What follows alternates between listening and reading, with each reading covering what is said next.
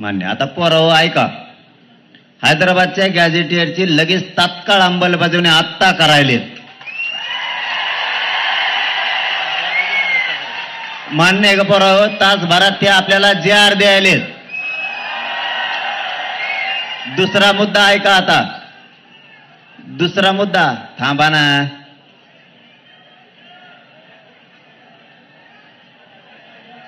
आधी ऐका सगळ्या मागण्या, सगळ्या मागण्या ऐका. बावचाळी करू नको. काय म्हणणार तो?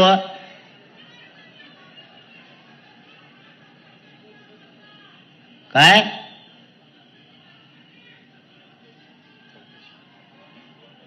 काय चौकशी? तू काय बधीर झालेला आहे का? काय तुला आरक्षणाच देणं घेणं? काय चौकशी करतो? ईडी लागली तो आहे माग. आणि मग आता काय म्हणलं? तू का सडेल डोक्याचा आहे का काय का? तुला JR कळतं का? JR कुठून आणलं रे? कुठून लय? तुला JR कळतो का? क्रमांक 1 हैदराबादचं गॅझेटियरची लगेच आत्ता JR काढून अंमलबजावणी करायला. माया पुढं सगळे अभ्यासक आहेत, त्यांच्या होकाराला हो देऊ नये. बरोबर का? 1 2 सातारा संस्थांची पण JR काढायले. फक्त 15 दिवस त्यांचं म्हणणं आहे. त्याच्यातल्या काही त्रुटी आणि ते बरीच किचकट आऊंचं संस्थांचं आहे. 1 महिन्यात सगळं करून देतो. त्याची विखे साहेबांनी बाबाराजे साहेबांनी जबाबदारी घेतली. आणि राजेचा शब्द म्हणजे अंमलबजावणी. नसता मग राजेचं मग आपलं भांडण होणार बरं का? मावळेत नाही, मावळ्यांना भांडायचं. कोणी भांडायचं मग? अरे त्यांना बाबाराजे म्हणतात राव. लय आमचं जुनं, आपण तुम्हाला दादू म्हणतात. दादू हे असं असतं, ते लाडाचं नाव असतं. छत्रपतींना शोभा लाडाचं नाव असतं. मराठ्यांचं आणि देशातल्या हिंदूचं लाडाचं नाव बाबाजी राजेसाहेब आहे. राजेसाहेब चुकत नाही ना काही? असं असेल तर. नाही तर मग मला शिवेंद्रराजे साहेब म्हणाला.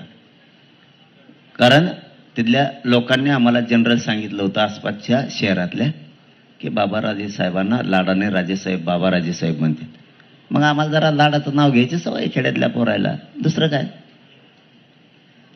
ती पण गॅजेटची 1 महिना राजेसाहेबांनी शब्द दिला म्हणल्यावर ती सुद्धा आजच अंमलबजावणी झाल्यात जमा आहे. ते सुद्धा टेन्शन घ्यायची गरज नाही.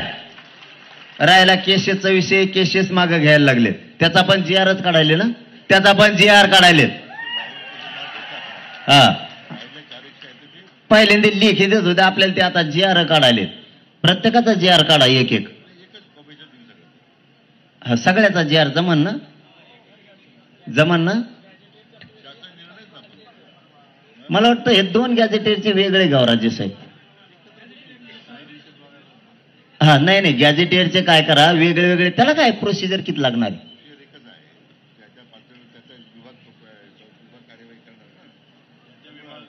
खालच्या याचा 1 काढा. पण सोपं आहे ना विखे साहेब? जाऊ द्या ना, जाऊ द्या ना राजे विखे साहेब. आपलं सोपं सोपं घुसू आपण. कशाला अडचणीत? तुम्हाला नको, आम्हाला नको. दोन्ही गॅझेटियरचे वेगळा वेगळा JR काढा. 2 ते 2 JR घ्या. सातारा संस्थांचा वेगळा आणि हैदराबाद गॅझेटियरचा वेगळा. आणि बाकीच्या जेवढ्या मागण्या आहेत त्याचा 1, म्हणजे 3 एकूण JR काढा. ताण नको. तुम्हाला पण नको, आम्हाला पण नको. बार बार समाज फसला ना तुमच्याच अंगावर येतोय, आमच्या नाही. 58 लाख नोंदीत झालं. पोराव बलिदान गेलेलं कुटुंबाचं आठवड्याच्या भराच्या आत सगळं सोयीला लावतो म्हणून सांगितलंय. काही राहिलंच नाही ना आता. ओके म्हणायचं का पोराव? काय करायचं? 1 तासाने निर्णय घेऊ आपण. JR आल्यावर आपण आता हो म्हणायचं आणि ते JRच नाही आणलात मग काय करायचं?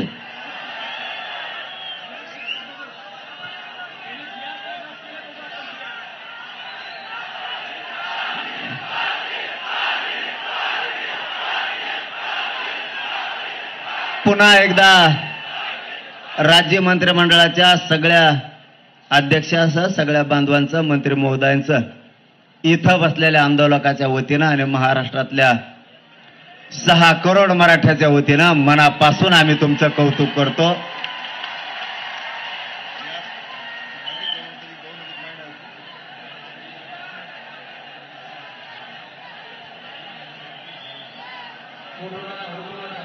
ए शांत बसा ना. तुम्हाला झाल्यासारखं वाटतं का? शांत लढाई शिका म्हणून सांगितलं तुम्हाला मी. आपल्याला कोणाला यश आलं नाही, आपल्याला इतकं गरीबाच्या पोराला यश आलेलं आहे. कुणी काही बदग सांगा ऐकायचं नाही. आता दुसरी गोष्ट विखे पाटील साहेब, आमच्या पोरांनी एक तर आम्हाला मुंबईत रस्ते सापडत नाही, हे खरं आहे. कोणत्या गल्लीत घुसांग कुंकून जावा. तुमच्या आरटीओने 5-5 हजाराचे फाईन टाकल्यावर वावर तरी आहे का आमजवळ इकायला? सांगा बरं. आमजवळ खरंच आहे का? कोणत्या गल्लीत घातलं ते मध्ये इकडं झेड आहे.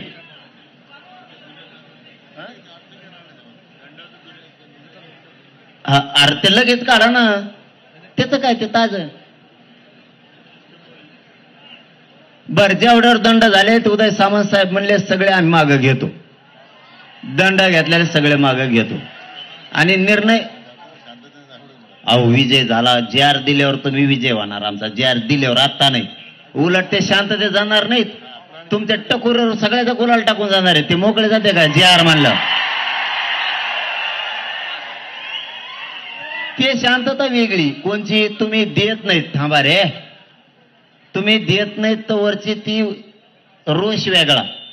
पण ज्या दिवशी तुम्ही अंमलबजावणी करून आम्हाला देणार आहेत, मराठवाडा सगळा आरक्षणात जातोय, आपला पश्चिम महाराष्ट्र आरक्षणात जातोय, त्यावेळेस आमचा आनंद गगनात होणार नाही. रुपया आम्ही गोळा करून आलेले लोक आहेत.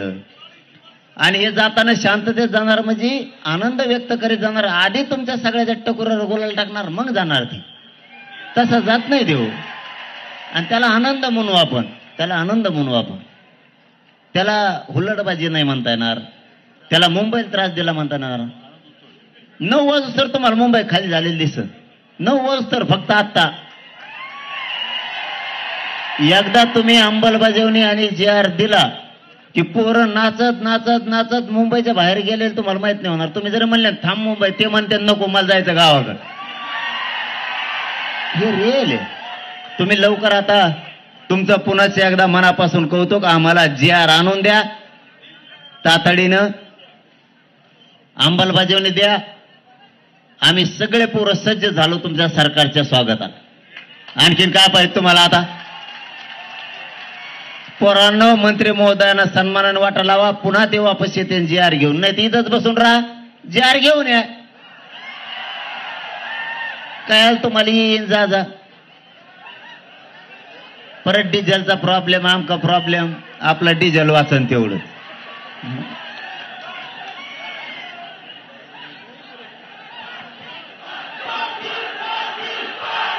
ए पोराव ऐका, 1 मिनिट ऐका.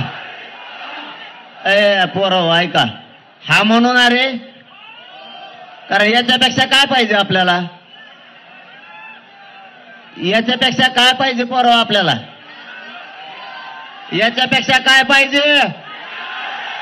हा म्हणू का? खाली बसलेले मंडपातले ओके, जिंकलो रे राजा बापू तुमच्या ताकदीवर.